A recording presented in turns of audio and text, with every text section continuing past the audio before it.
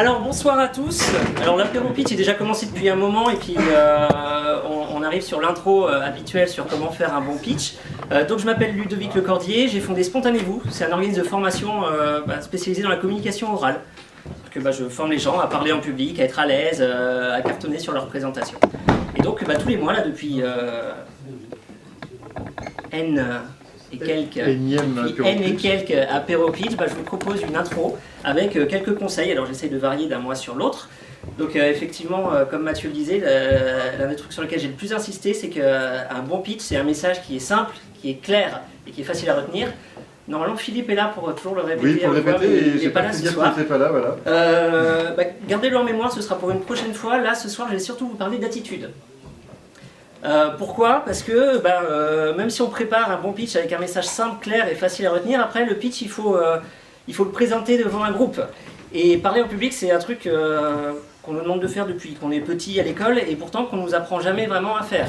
Et ça fait peur, qu'on soit un pitcher, qu'on soit un investisseur, par exemple, qu'on soit Mathieu, qu'on soit même un formateur en communication orale. Le fait de se présenter face à un groupe et venir lui parler d'un truc, ça fait peur, c'est stressant et forcément il faut savoir gérer tout ça.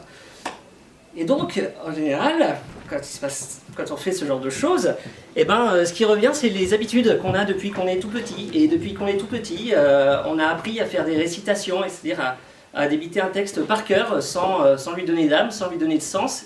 Et donc, on se souvient tous de moments à l'école où on était là, tout tendu, tout stressé, et à débiter son texte avec un ton qui est assez proche du ton des messageries vocales.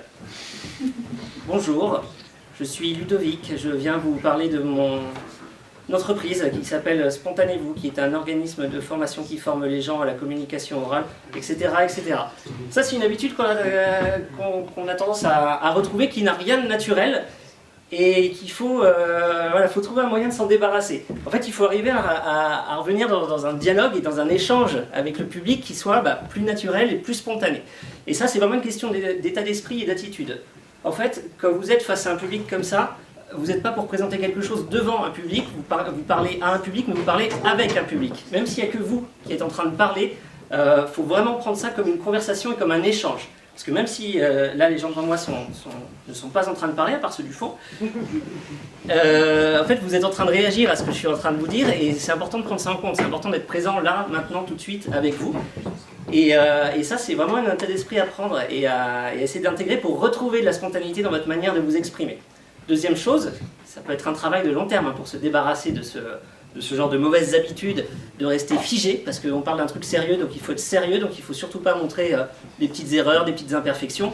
Ça c'est pas grave, c'est pas ce qui compte en fait. Vraiment, une question, vous êtes en train de parler avec un public, donc essayez de trouver votre langage, votre manière de parler, comme si vous parliez à une personne, à deux, à trois, ou à des amis, et à ça il faut rajouter un truc. Voilà, par exemple, là je suis en train de perdre pied, mais c'est pas grave, je m'en fous. Ce qui compte, c'est l'enthousiasme. Et là-dessus, il y a une question d'énergie qu'on a envie de mettre, parce que forcément, quand vous parlez à une personne, un groupe c'est quand même un petit peu plus imposant et un petit peu plus challengeant.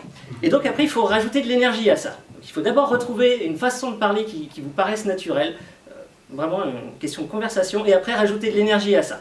Et ça va jouer. Alors si on commence à analyser tout d'un point de vue technique, il y a la voix, il y a la façon de bouger, il y a la façon de se tenir, il y a la façon de respirer, mais juste, rien qu'en ayant en tête le côté, c'est une question d'énergie avant tout et de monter de 1 ou 2 niveaux par rapport à ce qu'on met d'habitude dans n'importe quelle conversation, et bien là tout de suite il y a tout qui s'active un peu naturellement. La façon de parler, la façon de porter sa voix, la façon de bouger. Après ça se travaille sur le long terme aussi évidemment. Voilà. Pour conclure, donc, alors tout garder en tête, voilà. Vous êtes dans une conversation avec des gens et une conversation naturelle à laquelle on rajoute quelques niveaux d'énergie. Évitez de vous bloquer, évitez de rester comme ça, tout sérieux. Et pensez à une chose, surtout pour les pitchers là, qui vont nous parler de leur projet, qui vont nous parler d'un truc qu'ils défendent avec leur trip. C'est pas en nous disant que votre projet est génial que vous allez faire la différence, c'est en nous le montrant et à quel point c'est important pour vous, à quel point ça vous tient à cœur. Et ça passe par de l'envie, de l'application. Vous allez peut-être faire des petites erreurs, moi j'en fais plein, mais c'est pas un problème. Et moi justement sur le travail, on arrive à se débarrasser de ce genre de petites erreurs sur le travail à long terme d'un point de vue technique, mais ce qui va faire la différence, vraiment, c'est le fait de montrer votre implication.